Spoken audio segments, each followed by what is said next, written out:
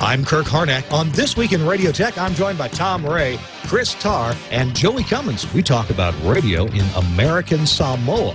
Coming up.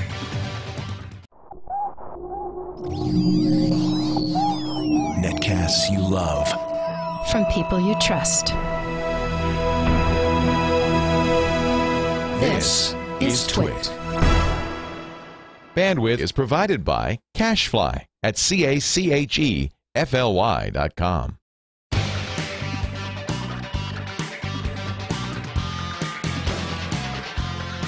This Week in Radio Tech, episode 79, recorded April 20th, 2011. Palagi Joe.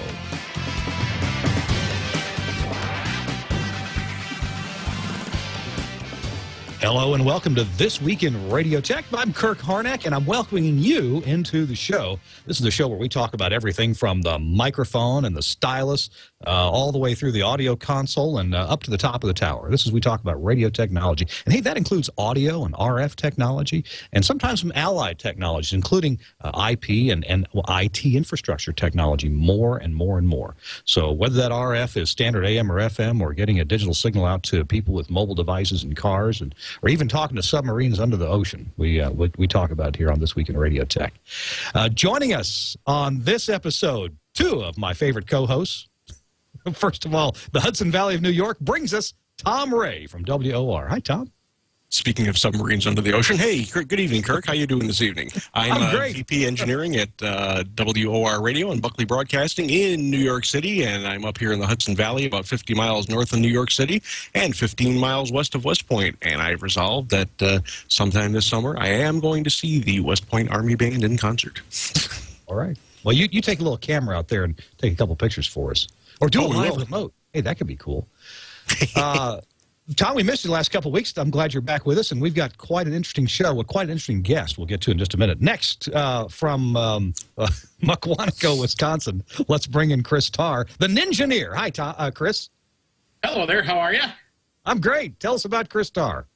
I am the Geek Jedi. I'm the Director of Engineering for Intercom's radio stations in Madison and Milwaukee, Wisconsin, and I also run with a friend of mine the engineering message board, broadcastengineering.info.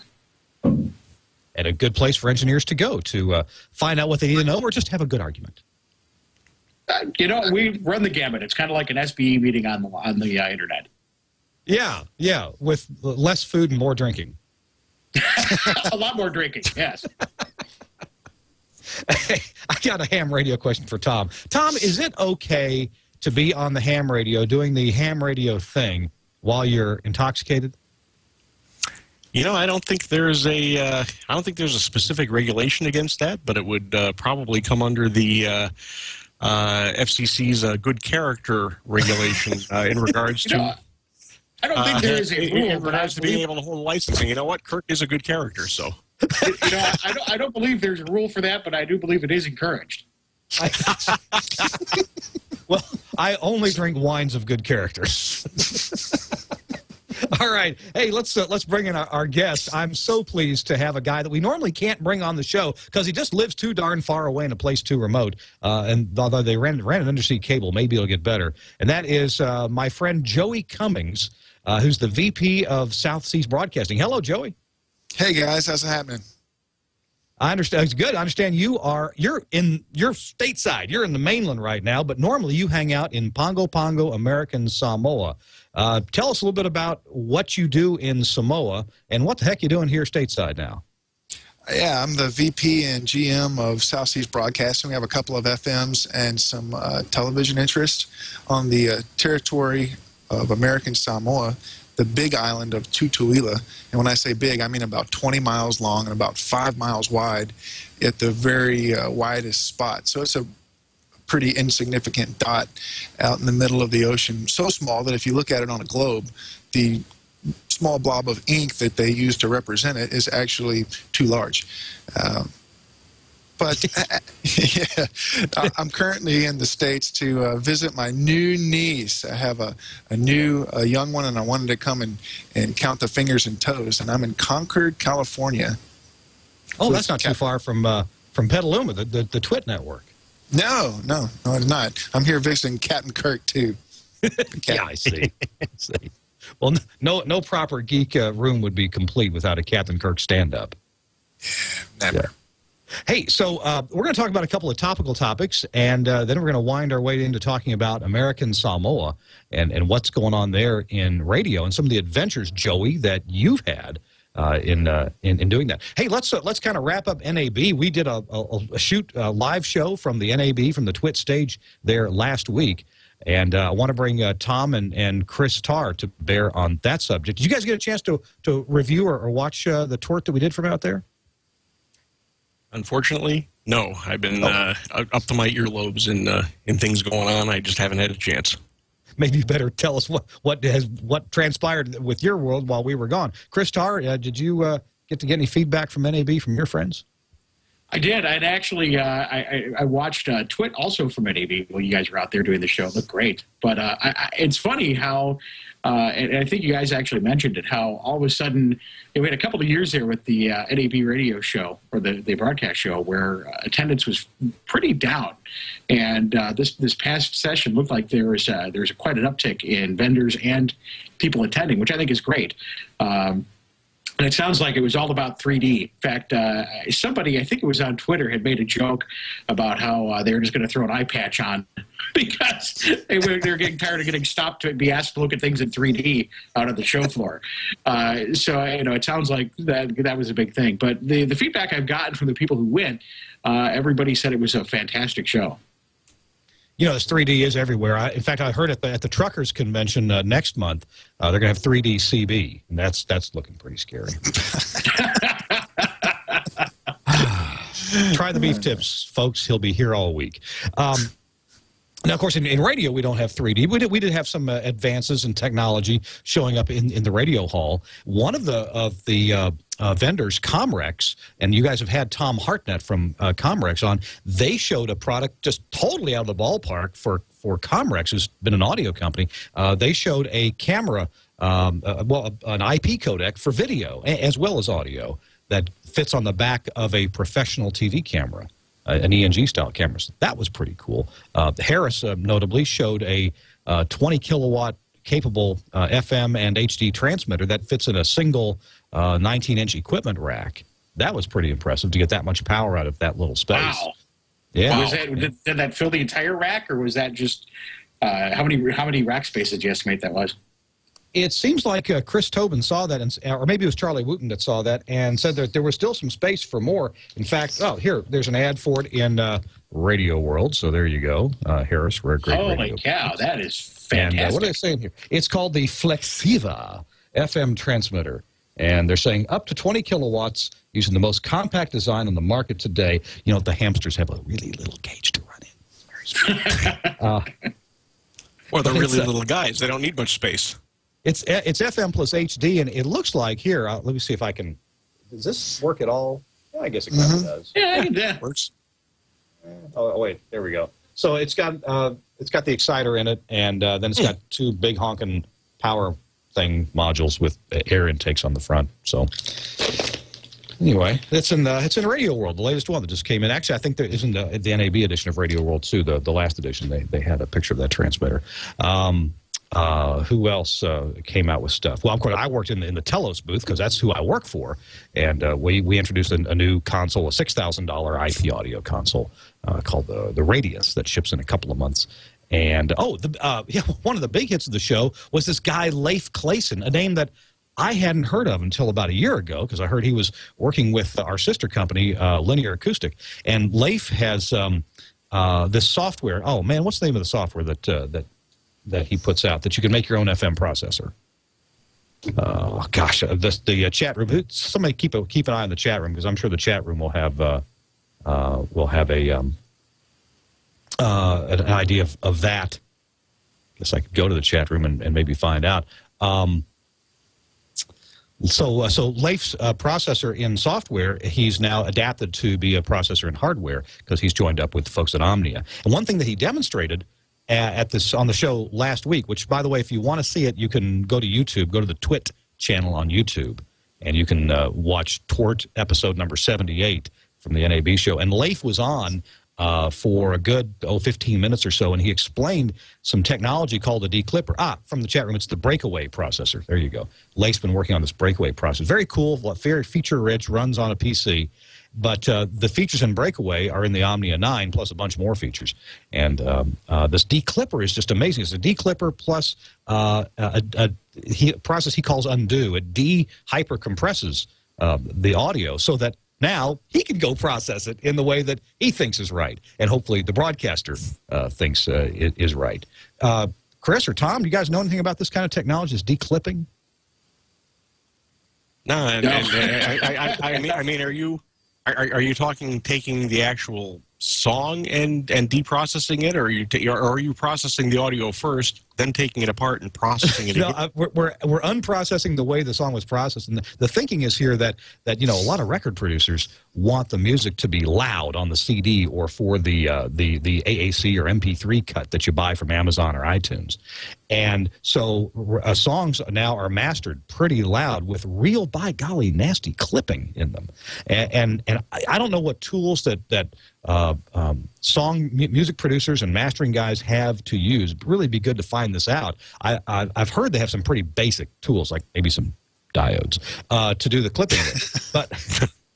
But if you look at it on an oscilloscope, it just looks clipped, and it doesn't sound so good. Well, okay, I know people can overprocess FM, and I know they do every day. But it's certainly possible for Omnia or Orban processors and other FM processors, AM ones too, to make audio look pretty clipped without sounding so clipped, because they have some really good ways of hiding the distortion that is the result of such clipping. So Leif, and in association with a guy from the Netherlands named Hans, who I met but we didn't get to interview on the show last week, Hans has this extremely cool algorithm that declips clipped audio, and it replaces the clipping with what looks like real, by golly, waveforms that probably should have been there in the first place. And it's not perfect, but it sounds near perfect. It's just amazing what they can do. And after talking with some engineers at the NAB show, it's a great time for sharing ideas back and forth. Hans, who by the way is not in the audio business, is actually in the medical imaging business. Hans got some more ideas on how to improve his algorithm. So he's going to come back with the next iteration of the declipper. Leif will continue working on his undo process, and there you go. This will be in the Omnia 9 and the Omnia 11. Joey reminds me in our chat room that there's a YouTube of Leif. There's a YouTube video of Leif describing. It's not Leif, but somebody has taken, and this is not the only guy that's attempting this magic, because definitely it's an issue. Because if you look at these waveforms, they're just incredibly, look like they have crew cuts, and it's just unacceptable. It sounds just bloody harsh on the ears, and they can take them and they can fix them, and it's just such a shame. I mean, it's blatant too. Well, unfortunately, I think this could be kind of a little dangerous, because after you declip and after you deprocess, you'll find out what some of these people really sound like. Boy. Somebody said of Leif's breakaway processor, maybe it was the Omnia 9, they said, that processor is so good we can actually hear the explicit lyrics now. See, I'm not worried about it, because I'll unclip it and then clip the crud out of it again when I put it back on the air, so it's all right. I'll just clean it up and then smash it again. Right, but listen, I'm people may think I'm fooling myself or talking gibberish here. There's ways to do clipping, and there's ways not to do clipping. And I got to say, the folks who process audio professionally for broadcast, and that would include our friends at Orban and the folks at Vorsys and the folks at Omnia and the other companies around the world too, they know something about doing this. And I got to say, especially the top of the line guys, the Orbans and the Frank Fodes of the world, and the guys that I know, Corny Gould, Greg Oganowski, who we've had on the show, and Leif Playson. These guys understand how to process audio so that it's good and loud and consistent, and even sounds more exciting than the original cut, but they know how to hide the distortion. They've got some incredible techniques for doing clipping in a multi-band environment, and then taking the distortion that occurs from various different audible bands and hiding it or getting rid of it or filtering it out in such ways that you can just have incredible loudness and clarity without it sounding really grungy. And go ahead. Remember the days of the modulation sciences clippers, and how you could sit there and watch the pilot just get clipped, as well as with the baseband and SCA trash, and how dirty those sounded. I mean, we had some comparisons where it almost sounded like there was static in the audio, and it was just a result of all that clipping. And nowadays, you can do away with those baseband clippers just because the clippers in the audio processors have gotten so good that you can achieve that same loudness without any of the distortion and any of the noise of the baseband. It's fantastic. And I would wonder why in a lot of these studio recordings and such, why do they coming from the studio? Why does it need to be so clipped and loud? I just don't get it.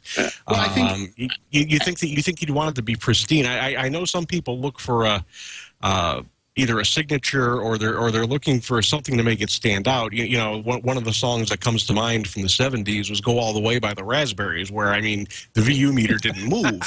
That's a great example of a wall of sound. Yeah, was that produced by Phil Spector? They were looking for an effect, but yeah. geez. Yeah. Well, there was a study that came out. I've referred to this before. It was probably 2 or 3 years ago now, where they took college-age students and they played clips of songs at various bit rates and various distortion levels and things like that, and people actually preferred the sound of the low bit rate MP3. And I think that people have grown up with audio that isn't pristine, that when they hear something that's pristine, they think there's something wrong with it. It sounds odd or kind of foreign to them. It's kind of that whole effect when HD radio first came out, and we weren't processing the HD version very well, and people almost found it a little disjointed when the audio just opened right up. So I think that's probably part of it. Is people have come to they've come to get used to that kind of loud, noisy kind of audio, and they think they prefer it just because that's what they're used to. I'll answer Tom's question. Tom, I've worked at a lot of country music stations, and so you take an artist like George Strait.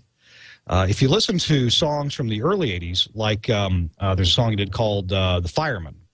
Oh, they call me the fireman, that's my name. I run around all over town putting out old flames. Okay.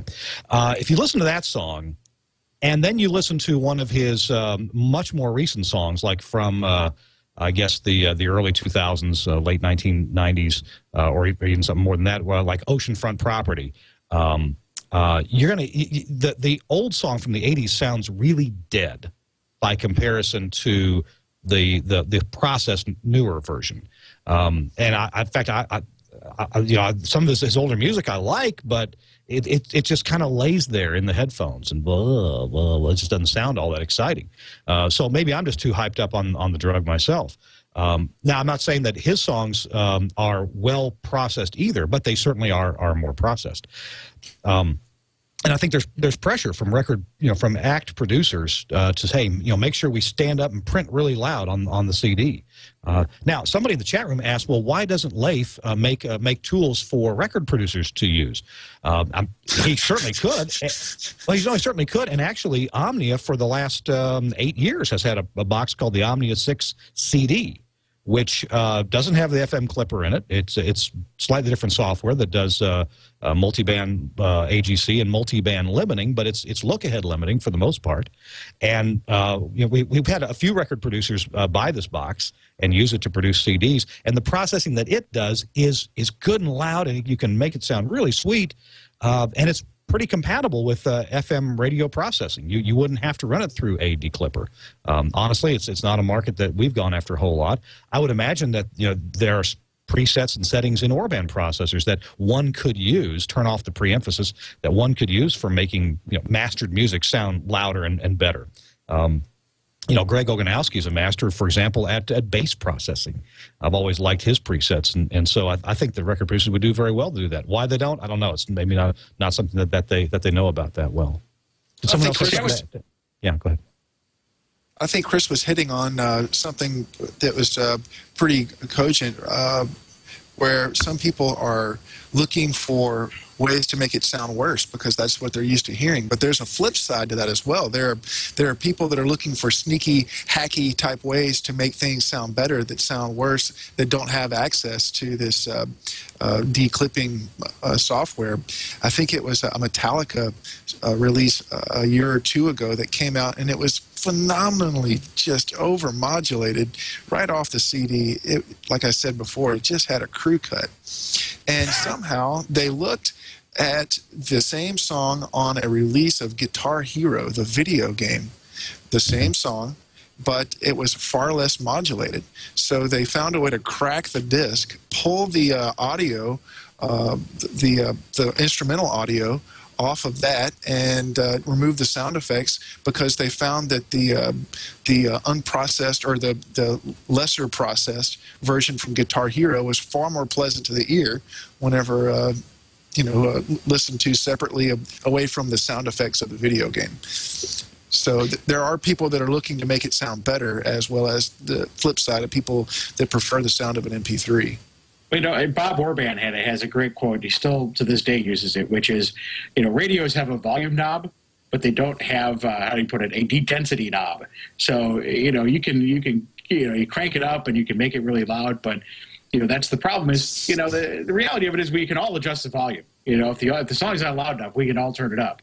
Unfortunately, we can't declip it. And, there's no knob on the radio to do that. So, but it's the same way. It's the same thing with top 40 stations that pitch their music. It's just, we're always trying to get that signature sound. You're always trying to get that, it goes one more than the next guy. And I think what happens is the consumers, they get used to that. And so when you give them something that's nice and clean and pristine, they go, there's something wrong with that. And you can tell that when people buy, CDs of artists, like, for example, that a top 40 station's playing in town and it's pitched 3%. You go and you buy the CD, you put it in the CD player, and you go, there's something wrong with this. It doesn't sound right. And so I think, there's a lot of people in this chain that are guilty in this situation. I think it's the record companies. I think radio stations. I think, there's a whole lot of people that have gone a long way to purposely destroy the, as I like to say, in radio, we're probably one of the only businesses on the planet that, takes very large steps to kind of destroy the product that we're given in the first place. Well, that's the problem. I mean, I can agree with you, but I have to disagree with you. If you want to, if you played songs with no processing at all for listening in the car when you're driving down the road, you'd be cranking that volume control up and down, depending, especially if it's a station that plays a mix of the 60s, 70s, 80s, 90s, and today. There's such a wide variety. Wouldn't you agree with that? Oh, sure. No, I agree. And I think that, it's just like any other spice. A little bit would be great. Unfortunately, we've gone to putting a whole bunch of stuff on there. And believe me, I am probably more guilty than anybody in my market of that. I've got, 2 radio stations that are just screaming off the dial. So, I mean, I get it. It's it's not only, it started out where it was to protect the transmitter. Long ago. That's what, the gain controllers were supposed to do. Then it was, okay, we're going to fix the ambient noise problem. Now it's just essentially, let's be as loud as we can and, go one more than the next guy. And, once we went from, just kind of using processing as a little bit of a spice to that's the recipe, I think that's where things started to go south. Chris, have you ever had... as far as pitching music goes, I still think that if you had 4 CD players in the studio, loaded them all, and fired them all at the same time, you could really say that nobody using more music.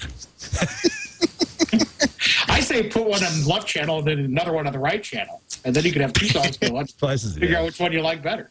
That's right. We play 120 minutes of music every hour. Chris, your spice analogy is pretty good. Have you ever had Thai food?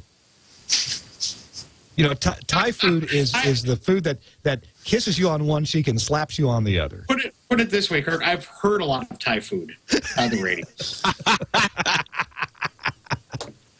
I've heard a lot of Mamma Mia on the radio. Well, hey, Burke has queued up we're going to watch just a moment here of a clip. I want you to take a look at this clip. Is it with Leif Clayson? Burke, go ahead and play it, and I can narrate over it. I don't want to play very much of it. I just want to show folks where they can go.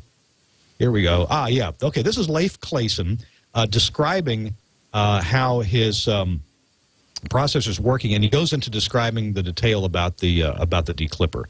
And this was from, I believe this may have been from the processing freak days in the Netherlands. We'll get the link for that up on the show notes, and that's on. Or if you want to just go to YouTube, don't do it now. Continue watching the show. Go to YouTube and do a search for Omnia 9 or Leif Clayson. And you should be able to find this. I think it's 4 parts. And Leif was telling us on the show last week. He said, "Oh no, don't watch that terrible video." Apparently, he had some technical problems at the beginning of the presentation, but they all got squared away. But by the end of it, so you can look at that, and Leif will have some more teaching later on. He's a really interesting guy. The son of Jamaican and Swedish parents, and now he's living in Thailand. So, really interesting fellow. Listen, we're going to have some stories from you right about now, talking about engineering challenges and running radio in general in American Samoa. And let me set the stage just a little bit. I was very privileged some years ago. Gee, this must have been in the mid-'90s, when a guy named Larry Fuss, who I had known for a while and been associated with at some radio stations, he approached me and said, "Hey, would you like to own a radio station in American Samoa?" And I said, "What? Where?" He said, "Well," he says, "I've been looking at this first come, first serve list." And this was a list the FCC used to put out of first come, first serve open licenses. And the first tenderable application to come along, that person, if it was a valid application, would get the license. Now, these were usually stations in places like West Undershirt, Arkansas, places where hardly anybody lived. And these were stations that at one point were allocated to the FCC's table of allotments, the FM table of allotments. These were all FM stations, how they worked. And somebody had abandoned the idea, was no longer interested. So these were just open. They were allotted, but nobody had the license. So Larry found a couple in American Samoa, or he found this place called Pago Pago AS. AS, where's that? AS, is that Arkansas? No, Arkansas. Is that Alaska? No, that's AK. No. Alabama. No, there's no S in Alabama. So he had to open a book and do some looking, and this might have been even pre-real internet. And then he found, it's American Samoa. Where is that? So he spun the globe and found out to get to American Samoa, you fly to Hawaii, and then you turn left. And you go about halfway to New Zealand. There's a little part of America just south of the equator. Consists of several islands, I guess 4 or 5 islands or so. And the main island is called TWiRT. And the capital city there turns out it's called Pongo Pongo, American Samoa. And there was a radio station license available there. And another one in a town on the other side of the island called Leone. And so back in that day, back then, before the Telecom Act of '96 was passed, the same company could not own both of these FM stations. So Larry applied for one, and I applied for the other one. And we were granted both licenses eventually, and then I ended up selling my license and put the money in to do the other one. And so we ran the little radio station for a while, but we didn't have a good general manager. We needed somebody with skills, with game, with come down there and make the radio sound really great, and sell some ads too, and hire a staff and run everything. So we ran into Joey Cummings, who had worked with me in Mississippi radio. So to this point, Joey was not an engineer. But, old Kirk Harnack can't get down to American Samoa just every day. So we're gonna bypass all of Jerry's troubles and tribulations on the air and go straight to the engineering stories. So let me bring you on in, Joey. Hi, I'm sorry. I just wanted to set it up so people kind of knew the background here. Yeah, it's very far away, and it is most challenging because it is so far away and it is so small. Everything that you take for granted just doesn't work like you expect it to. Electricity, maybe 110 volts could be 120 volts. If you need to make a phone call, 10 cents a minute could be $5 a minute. If I wanted to have this experience with TWiRT, then if I wanted to have the same amount of internet that I'm using right now, the bandwidth, I'd pay about $10,000 a month. That's US dollars. Gee, man. Yeah, I remember for the longest time there we had we shared like one with 10 other people, or with 9 other people. We had 1/10 of 512 kilobits per second. We still do, Kirk. Oh, we do? And it cost us, back then it cost us $500 a month. I think Larry said the cost went down. 450. That's savings for you. For 1/10 of half a meg. Yeah, we average about 128, maybe 200 on a good day. Oh, gee, man. It takes forever. You know, every day this affects you in ways like you want to get your Microsoft updates done. Well, you know, No. you start them at 6 p.m. when everybody goes home. The bandwidth goes up, and then by the next morning you might have some updates ready to put in there. For example, our stations. I'm part owner of these stations, and Joey is too. We stream from the website. You can go to Joey. Correct? Is it 93khj.tv? I'm sorry, .fm. That's correct. Okay, 93khj.fm. And if you go there, you can click a button and do some streaming. But, hey, don't everybody all at once. We send one stream from American Samoa to a server in Las Vegas. And from there, we can handle about, I don't know, 30 people or so. You know, the bandwidth is very precious between American Samoa and the mainland. So I'm sorry, Joe, I interrupted. Go on with your stories.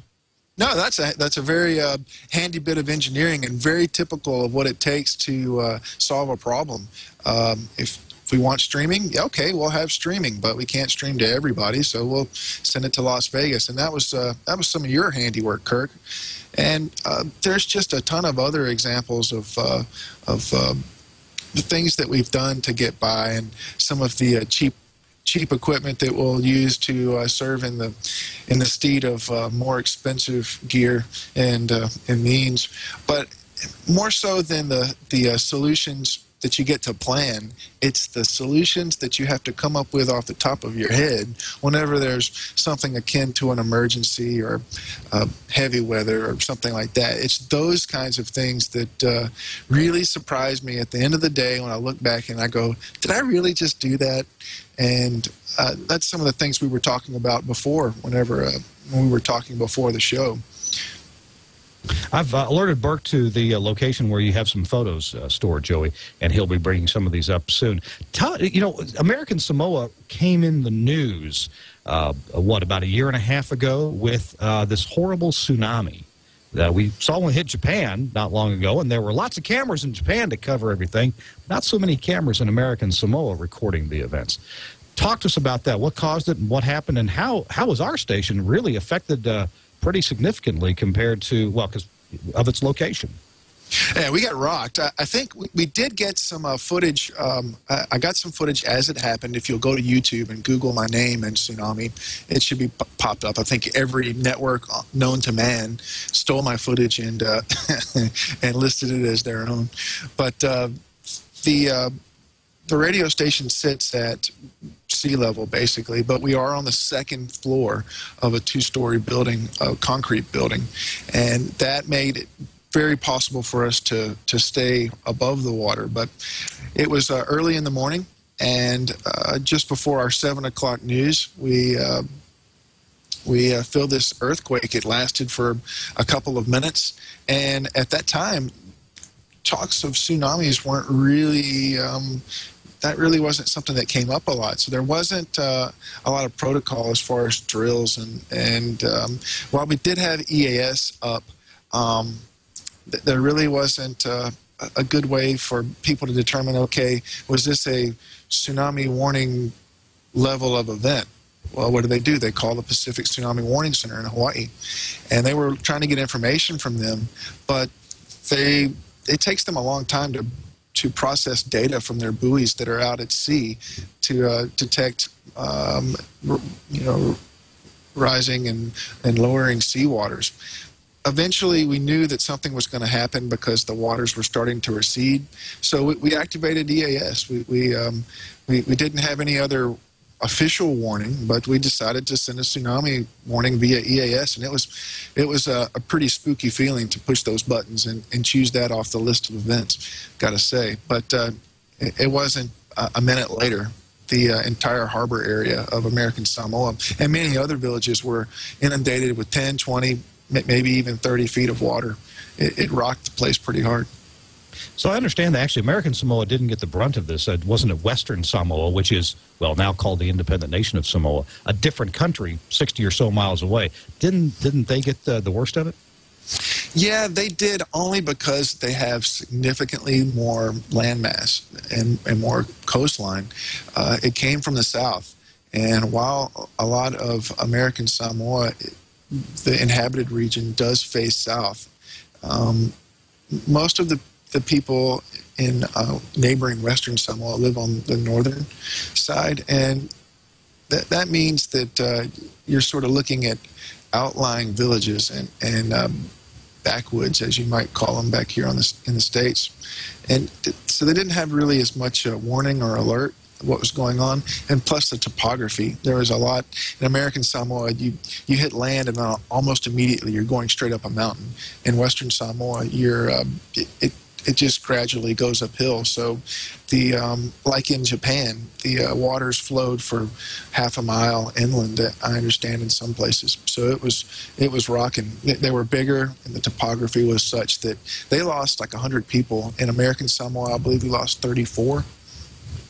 So when the tsunami hit, when it came into the harbor, and the station, the office and studios where you are located at the is it the mouth? Not the mouth of the harbor. It's the end of the harbor. So that's the where belly. The belly of the harbor. And see, it seems like was the first thing that really got wiped out was our backup generator. Absolutely. That's exactly what happened. We have a very large backup generator, or at least we did. It's the size of a small, like 20-foot container. And it was up on a foundation 3 or 4 feet above the ground, but the water was just, there's no way you could resist it, because along with the water, it was pushing boats, it was pushing cars, it was pushing debris from the bottom of the harbor, years and years of just crap that was at the bottom. Yeah, steel barrels and junk metal and that sort of thing. So as it approached the building, it picked up that generator. It's got to be tons, and it lifted it 40 or 50 feet back behind the building. It was seriously intense water. So I take it this took the studio off the air pretty quickly. Yeah, we had backup batteries. UPSs gave us about maybe 5-10 minutes, and we used that to just keep telling people to go uphill and tell them what was happening. We sent 2 EAS warnings. We sent an earthquake warning, and then followed by a tsunami warning. And after that, it was just talking as much as we could, trying to get as much information as we could. But before long, it was just us. You know, it's really strange feeling. We were on the air. I had just set up this joke. The setup had lasted for 20 minutes, and I was ready to deliver the punchline whenever the shaking started. And so I was really caught off guard. But you know what? I was handling it. I was just delivering your standard earthquake information, get in a doorway, under a desk, don't let anything fall on you, that sort of thing. And I just felt very calm and serene. The water, send the EAS warnings, calm and serene. The water's coming, we're still on the air, calm and serene. Then the batteries give out and we're dead, a dead stick. It was only until I lost the protection of my live microphone, I didn't feel any bad vibes whatsoever. There was a job to be done, but as soon as that mic went off, I was like, oh man, what are we doing here? There was, as you can imagine, a significant amount of consternation and panic. I heard that there was a woman in an office on the first floor, kind of below the radio station, and the floodwaters came up and up and up and up. And am I right about this? Did she have a rather harrowing experience? Yeah, she was a lady with child, about 8 months. You mean she was pregnant? Yeah, correct. Oh my goodness. Okay, pregnant Samoan woman. Was she Samoan? Yeah, probably, that's right. Probably kind of a big lady if she's Samoan, right? She is not a size 2. No. Okay. So anyway, water. You said the station's on the second floor. Water's coming in from the harbor from the tsunami. What did she do? After the earthquake, it made her want to have to go to the bathroom. All of that shaking on a pregnant lady. So she did. She got up from her desk and she went to the bathroom. As she was coming out, the water pushed a truck through the wall and cremated her desk. Just boom, splintered everywhere. So she survived that. So here comes the water. She hops on a desk. Water's higher. She gets on top of a 4-drawer filing cabinet. Pretty soon she's knocking the suspended ceiling tiles out and looking for ducting or anything else inside of there to grab onto so she doesn't get swept away. And she's pretty much up to her neck in the water. and she feels things bumping against her and the baby. But she did hold on long enough for the water to go down, and she climbed her way over all the debris, got up the stairs. She was cut up a little bit on her legs, but she was fine. A month later, the baby was born. The baby was fine. And, yeah, I mean, it's those kind of stories. I mean, if you think that one is just harrowing, there are 1,000 more just like it for every single person that was around that water. And not all the stories ended well, but at least that one ended pretty well. Hey, we're going to turn our attention to the transmitter sites because we have some pretty interesting transmitter sites in Samoa, and you brought some pictures. We're going to get to the pictures in just a second, but first I want to describe one thing about how the AC power gets to, I guess, what's kind of our main transmitter site at the moment on a mountain that's called Alava, right? Yes. Mount Alava. Go ahead. It's a single span that goes down from the power plant, which is at sea level, and it's a single span that goes from sea level straight up about 1,600 feet, 3 wires for the 3 phases, and it's a pretty interesting angle. Maybe over a quarter of a mile, it goes from sea level to 1,600 feet. So that's a serious trip, a high tension line. Just about a 45-degree angle because it's 1,600 feet up, and I've looked at this on a topo map. It's not but 1,400 or 1,600 feet from. Okay, there you see it. That picture there. That picture was taken from I think from the wooden platform that's on top of Alava, and this is right next to where the power lines come up. You can't see the power lines here, but down at sea level, right up against the ocean, there's a road that hugs the ocean there, and a place called Satala. That's the main power generating plant for American Samoa, for the island of TWiRT. It's right down there, sandwiched, but nestled between the foot of the mountain and the beach. And there's a road correct. There, and there's Satala, the power generation station there. It's all diesel generators. So from Satala, yeah. Well, from Satala, power goes, in both directions, left and right, up and down the road from that power plant, and it goes up the mountain, and it goes straight up the mountain, which is really a 45-degree angle. And you said, Joey, a single span of 3, high voltage conductors goes up to the top, and then there are transformers, and that's not Alava. That is a mountain that's across the harbor from Alava. That's called Matafa'o. Did I get that right? And that's the tallest point in American Samoa, that Matafa'o. And there's no electricity up there. There's no towers up there. It's really tough to get to. I think it's a rite of passage into manhood to climb that thing. Definitely. You get your tattoos, you climb Matafa'o, you're a man. So these high voltage cables that go 45-degree angle for or more than 1,600 feet, take 1,600 feet up, 1,600 feet this way, and figure what the hypotenuse is, and there you go. That's how long the wires are, and it's just amazing to see those things. If you're up in the mountain and look down and just see them just dive all the way down to the power plant, you really lose sight of them, and you can see the power plant down there.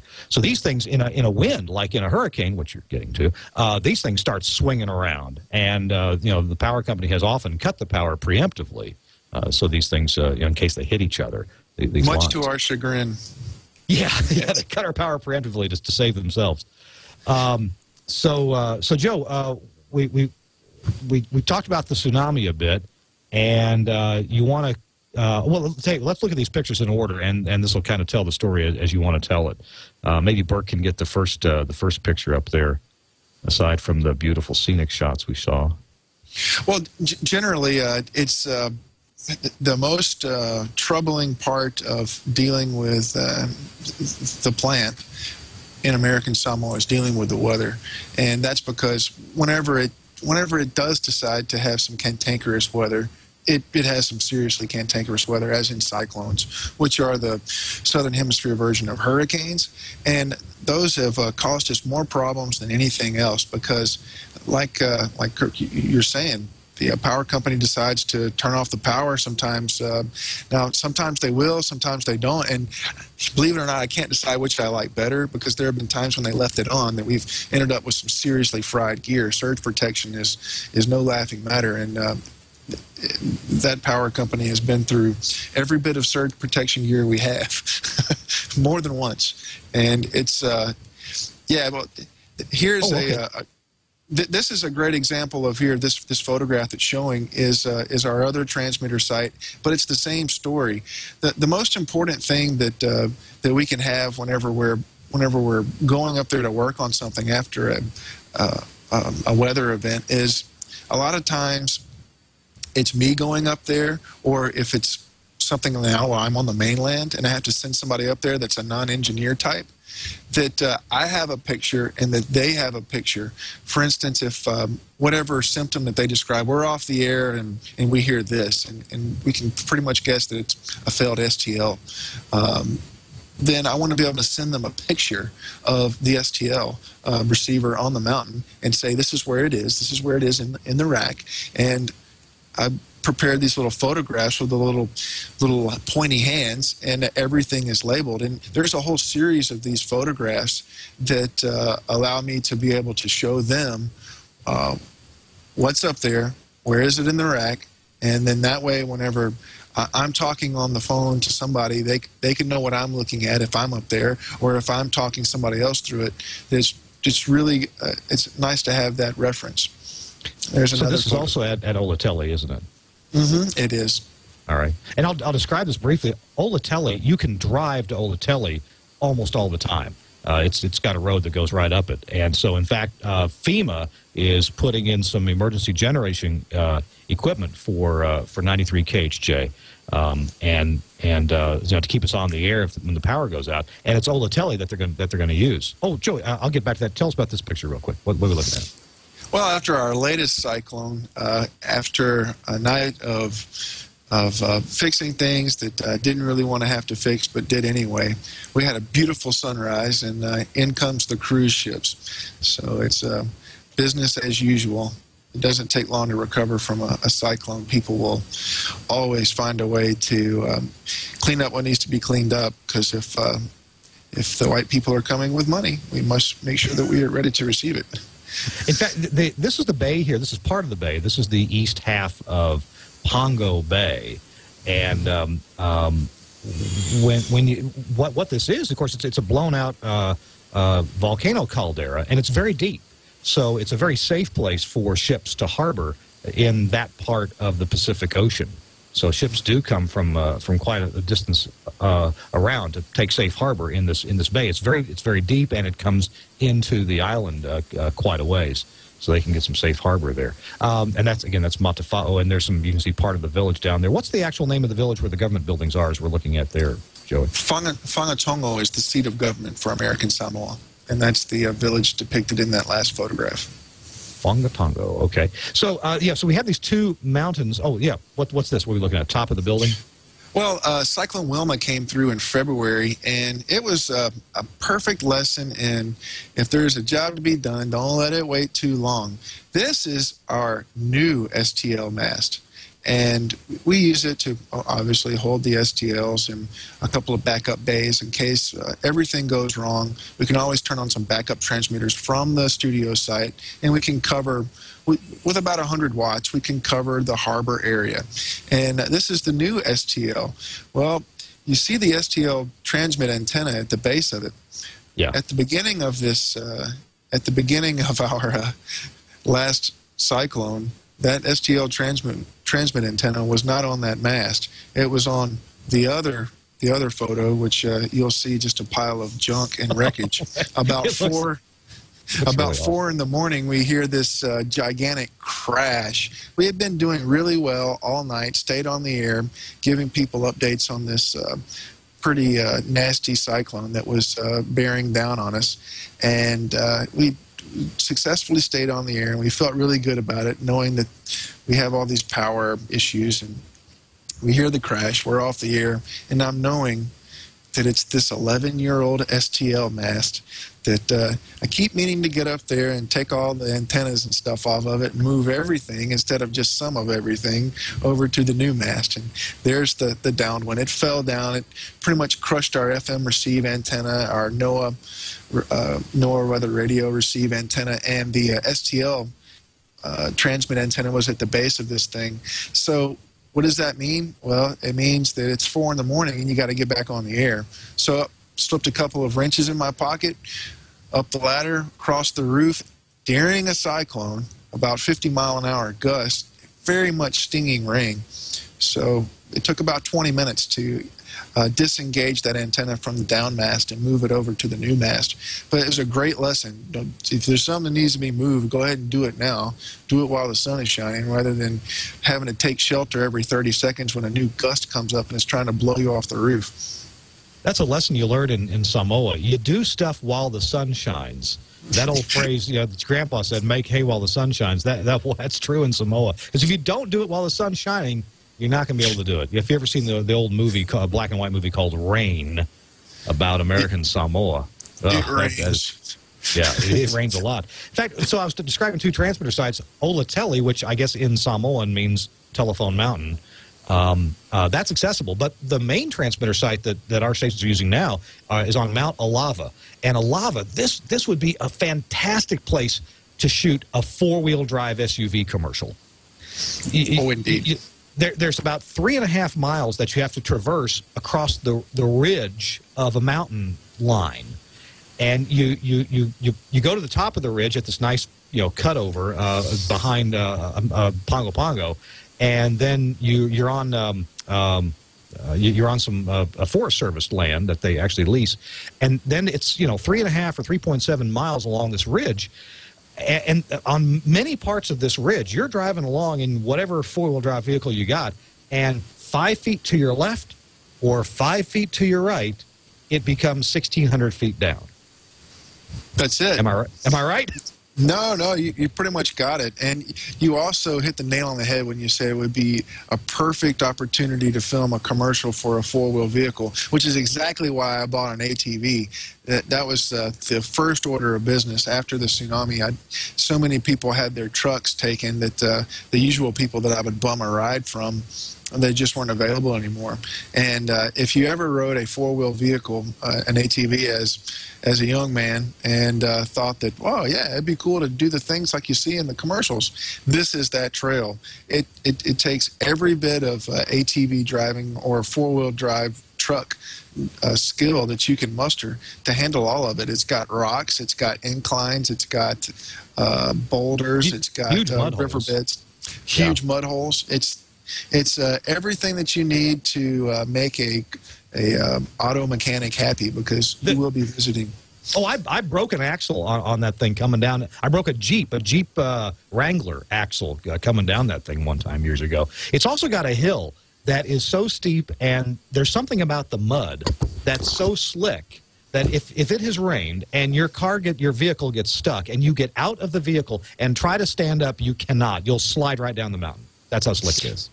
That's absolutely right. In fact, I think there was a visiting crew from maybe a visiting tower company that was up there to reconnoiter for an upcoming tower repair, and they got halfway up.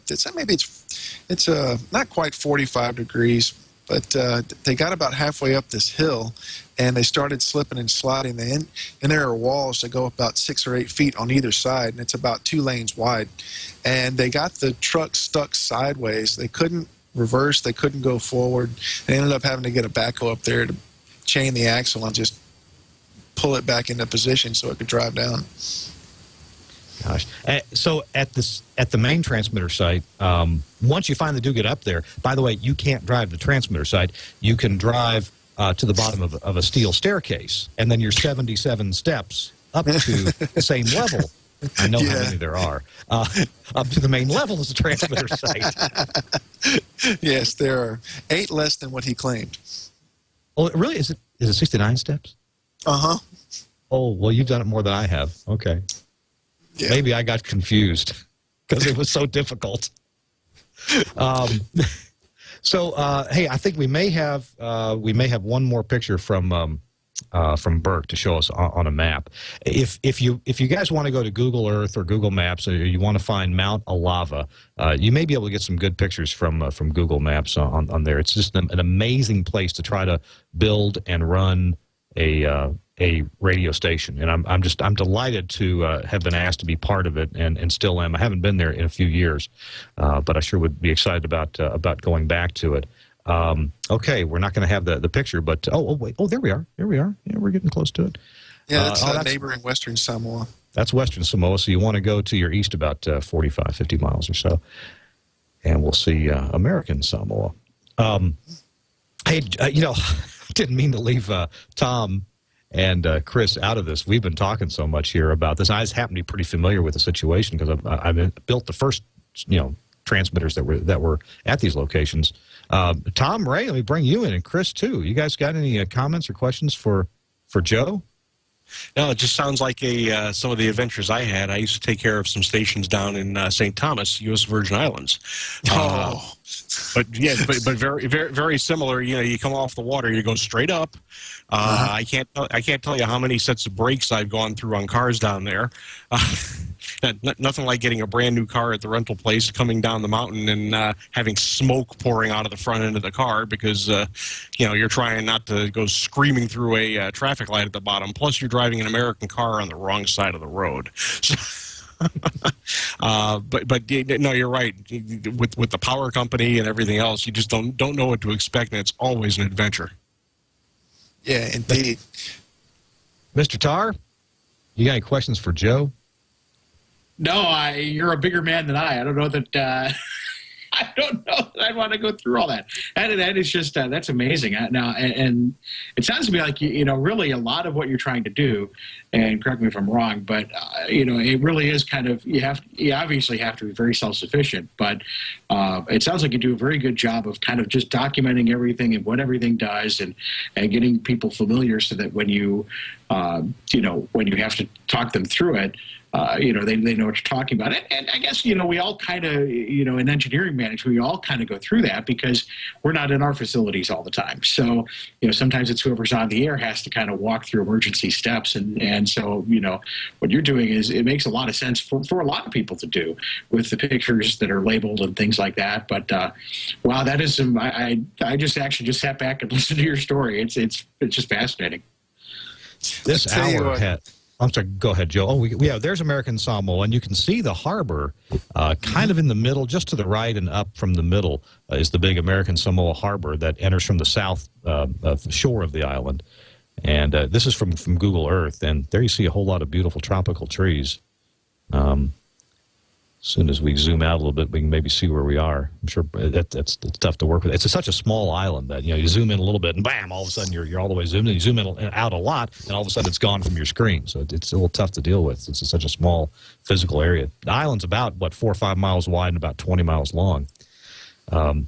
It's a great, beautiful place to drive around. And if you really want to take a vacation, far from everything, first you fly to American Samoa. There's the airport, part of the airport, and there's a harbor there next to the airport. That's a pretty famous airport. There's a big famous crash that happened there back in was that in the 70s, Joe? 76, I believe. Yeah. They all died. It was bad. Or most died. And but they've lengthened the runway, and you land on that runway after you've flown for 5.5 hours across the Pacific from Hawaii, or you take a puddle jumper from Apia, Western Samoa. I forget what I was just about to mention. The last thing about that, it's an amazing. Oh yeah, if you want to get somewhere far away, there's the Manua Islands, which are about 60 miles to the east, and a little island called Ofu that has an airstrip and a little resort there, and it's quite the place. You've been to Ofu, haven't you, Joe? Oh yeah, it's the place where you go where you might want to stay 2 days, but you might end up staying a week because the flight, not because you wanted to, but because you had to. It's one of those where the flight schedule is really more up to somebody's whims than any kind of organization. Much like air travel here in the States. Thank you very much. Yeah, a little like that. A little like that. And, there's a little island at the end. Burke had that little island at the end of American Samoa. Isn't that it, Joe? Yeah, that's Aunu'u. Aunu'u. Yes. A nice little place to put a translator if we could ever get a little piece of land there. But all of the land in American Samoa is communally owned, except for a very, very small percentage of the land, which can be individually owned outright by an individual, which makes it, if you want a place to erect a tower or just to do some kind of project, then it's many, many, many layers of of not only government bureaucracy, but of cultural finessing in order to have access to this land and to use it. Because the land is sacred, but also the chief could use a new SUV. It is amazing when we got our land on Olatelli just to build a little transmitter site. And I mean 30 feet by 30 feet or so is what we got up there. And it's amazing how many people, families, lay claim to that land when you file the document saying that you'd like to build something there. And you think you're talking to the right person, but then, a lot of other people step forward and say, oh, no, that's my grandfather's land. Oh, no, my grandmother used to plant taro on that land. And pretty amazing. But it's also amazing how far an SUV will go in getting people to agree to let you build a transmitter site there. Yeah, it's cultural. Again, much like the States, actually. Yeah, but sure you know, it's interesting. Joey said that most of the land there is owned communally. I've got a ham radio question for Joey. I know he's not a ham, and I know but I was reading this magazine called CQ, and supposedly there's some guy from from Austria, that uncovered a secret plot in a congressional U.S. budget proposal to cut time that hams can be on the air because they're going to be apparently cutting the FCC. I have no idea what that has to do with my time on the air, but apparently there's some guy in American Samoa. It says he's recently subdivided a lot adjacent to his home into 1-inch squares that he is selling to U.S. amateur radio operators. Holders of deeds to these plots are registered residents of American Samoa, and in addition to being eligible for amateur radio licenses in that territory, if they become citizens of the country, they would have to pay no taxes to the United States government. So I guess my two questions are, do you know anything about this? And then two, when I buy my 1 square inch, could you go over once in a while to make sure the neighbors aren't junking things up? Yeah. Is the guy's name Tommy Greer? No, matter of fact, I can't pronounce the guy's name. There's a lot of vowels, right? Carl Filianca? Aliamau Fa Elavale? Oh, mercy. Well, this is a ham I haven't heard of. I'm familiar with several, but I'll have to look this guy up when I get back. It's a pretty small area. And indeed, he's in Utumea. Utumea. Oh, very much. Okay, so that's a very far-flung part of the island that doesn't sound like he gets to town too much, because eventually Uncle Sam is going to come knocking for their taxes. Oh, gee. Guys, I wish we could go on and on. There's so many more tales to tell, and I appreciate you sitting through me telling a couple of them and Joey telling a few, too. We're going to have to wrap up the show, and I want to run around and say thanks to everybody. Thanks very much, Tom Ray. Appreciate you being with us tonight from the Hudson Valley of New York. Well, it's good to be back, Kirk. And Chris Tarr, thank you for being with us as well from Mukwonago, Wisconsin. Oh, great to be here, as always. Well, hey, maybe next time we'll let you talk more. Sorry. And Joey, you're in California right now. You're on your way back to American Samoa anytime soon? Well, it's on to Mississippi to see the parents and our stations in the Delta area of Mississippi next week. Then on to Idea Bank in Williamsburg, Virginia. Then back to Pago Pago, American Samoa. All righty. Thanks for being with us, and thanks for the comments in the chat room. Appreciate those. Burke, appreciate you doing the switching there, and thank you for watching. I sure appreciate you very much. We kind of took a little bit different tack this time. It wasn't quite so technical, but we did tell a couple of interesting stories. And if you ever get a chance to go to American Samoa, I know that Joey Cummings will welcome you with open arms at our radio stations there, the KKHJ and WVUV stations. By the way, one of the strange places in the world, we have the farthest W and the farthest south call letters, because we're south of the equator, the farthest south W call letter and the farthest west W call letter. I'm getting that wrong. Joey, what is it? Well, WVUV was an old military call sign. It was an AM that the military put on. And as such, yeah, we do have the farthest west W, and we're the only W south of the equator. I guess we're the only USK call letter south of the equator, too, because there's nothing else south of the equator for the US. In fact, yeah, that'd be right. Yeah, so that in the same place, the same U.S. territory, we have WVUV, and KKHJ. All right, that's enough trivia. Hey, guys, we'll see you next week. Appreciate you joining us. You can check us out on the web at thisweekinradiotech.com and subscribe on iTunes. And very soon, if not this episode, awfully soon to be a member of the TWiRT family. So you'll see us on TWiRT.tv. Appreciate you. We'll see you next week on This Week in Radio Tech. Bye-bye.